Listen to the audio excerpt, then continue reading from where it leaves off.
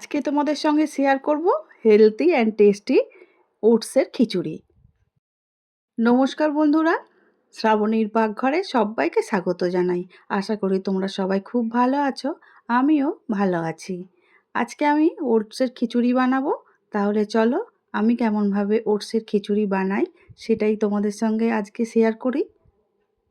এখানে সব রকম সবজি নিয়েছি, তোমরা তোমাদের পছন্দ অনুযায়ী সবজি ব্যবহার করতে পারো। গাজর, বিনস, বরবটি, কড়াই, আলু, ক্যাপসিকাম, পেঁয়াজ, ধনেপাতা, একটা ডিম আর নিয়েছি মুসুর ডাল। তোমরা চাইলে এখানে মুগের ডাল বা অন্য কোনো পছন্দ অনুযায়ী ডাল দিতেই পারো। মুসুর ডালটা দেওয়ার কারণ হচ্ছে মিষ্টি ডাল খেতেও অনেকটাই ভালো হয়, সেই জন্যই দিয়েছি।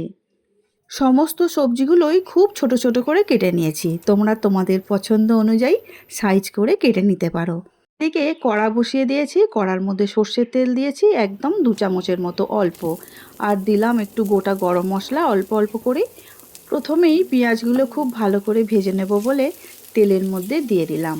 অনেকেই ওয়েট লস জার্নিতে ওটসের খিচুড়ি খেয়ে থাকে, তো আমিও বাড়িতে ওটসের খিচুড়ি বানাই। তেলটা যাতে কম দেওয়া হয় সেই চেষ্টাটাই কিন্তু করি।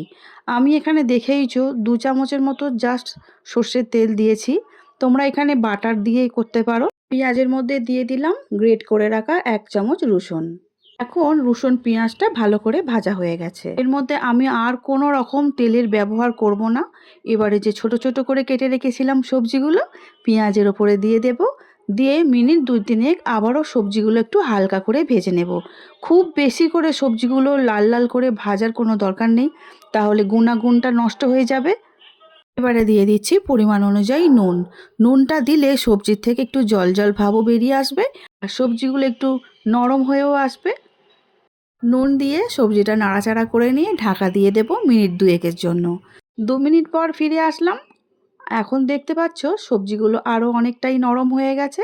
এবারে দিয়ে দেব যে ছোট ছোট করে কেটে রাখা টমেটো, সেই টমেটো কুচিটাও দিয়ে সবজির সঙ্গে একটু নাড়াচাড়া করে নেব। এরপর 1 বাটি মুসুর ডাল খুব ভালো করে ধুয়ে জল ঝারিয়ে রেখে দিয়েছিলাম, সেই ডালটা এবারে দিয়ে দিচ্ছি। ডালটা অবশ্য তোমরা ওটসের পরিমাপ অনুযায়ী দেবে। যে বাটির ডালটা দিলাম ওই বাটির 2 বাটি আমি ওটস এখানে ব্যবহার করব। সেই জন্য 2 বাটি ওটস আর 1 বাটি মুসুর ডাল এখানে আমি ব্যবহার করছি। দিয়ে দিচ্ছি এখন জল। জলটা দিয়ে খুব ভালো করে মিশিয়ে নিচ্ছি। যতক্ষণ না সবজি আর ডাল সিদ্ধ হয়ে আসে ততক্ষণ একটু অপেক্ষা করতে হবে। যা জল দিয়েছিলাম জলটা আরেকটু বাড়িয়ে দিয়েছি। দিয়ে দিচ্ছি পরিমাণ অনুযায়ী হলুদ, জিরে গুঁড়ো আর ধনে গুঁড়ো দিয়ে দিচ্ছি। হলুদ গুঁড়ো 1 চামচ দিলাম আর হাফ চামচ করে জিরে আর ধনে গুঁড়ো দিলাম, দিয়ে খুব ভালো করে মিশিয়ে নিচ্ছি।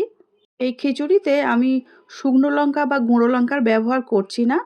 একটু ঝাল ঝাল খাবো সেটা নিজেদের জন্য। তোমাদের যদি শরীরের কথা ভেবে রান্নাটা করো তাহলে এত ঝাল একদমই এত কাঁচা লঙ্কা দেবে না।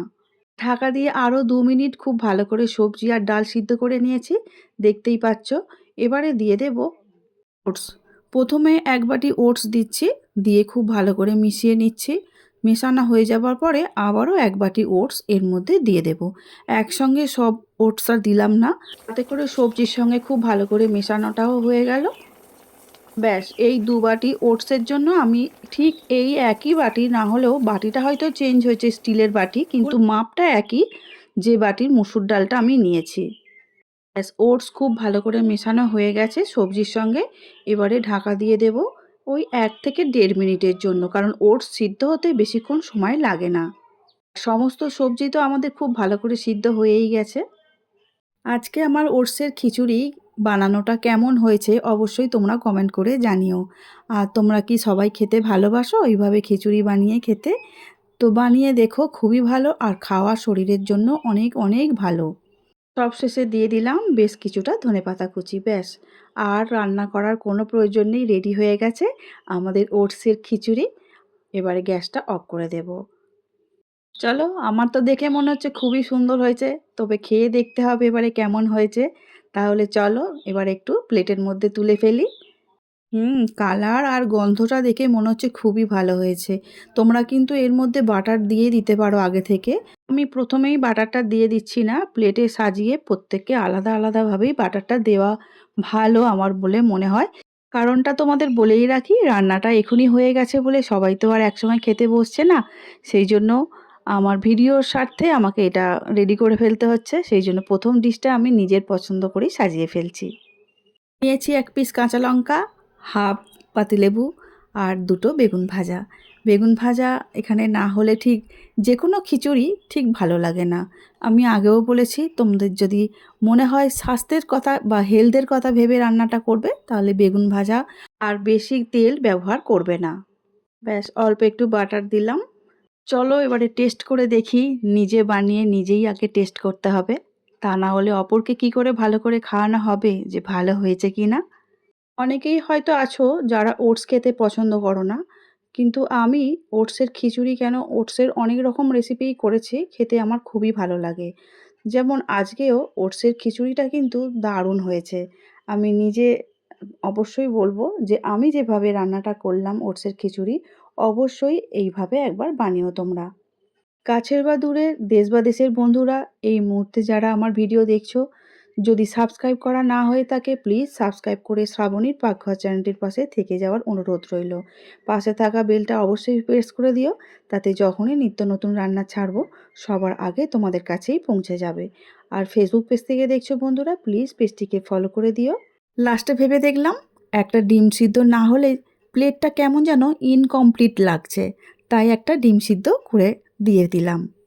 আজ তাহলে আসছি, দেখা হবে অন্য দিন নতুন রেসিপি নিয়ে। আজকের মতো টাটা।